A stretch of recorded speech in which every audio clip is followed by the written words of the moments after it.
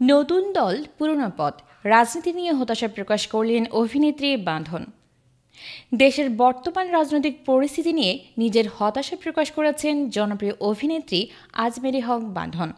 শুক্রবার নিজের verified Facebook পেজে দেওয়া এক পোস্টে তিনি জানান, নতুন রাজনৈতিক দলগুলো মুখ বদলালেও পথ বদলায়নি। বাঁধন লেখেন, দেশের আসল পরিবর্তনের জন্য শুধু নতুন নেতা নয়, প্রয়োজন নতুন চিন্তাধারাও।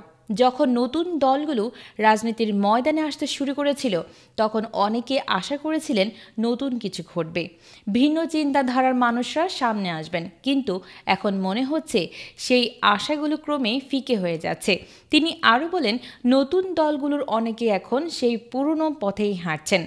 একই কৌশল, একই ক্ষমতার খেলা, শুধু মুখগুলো বদলেছে। এটা দেশের জন্য প্রয়োজনীয় পরিবর্তন নয়। পরিবর্তনের অর্থ কেবল এক দলকে সরিয়ে অন্য দলকে ক্ষমতায় বসানো নয়। সত্যিকারের পরিবর্তন আসে সৎ নেতৃত্ব, নতুন চিন্তা আর কার্যকর কৌশল থেকে।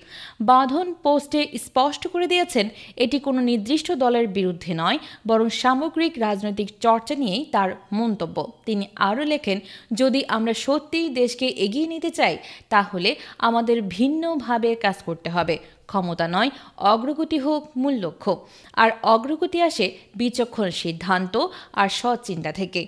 বাঁধনের এই পোস্ট ইতোমধ্যেই সামাজিক মাধ্যমে ব্যাপক আলোচনার জন্ম দিয়েছে।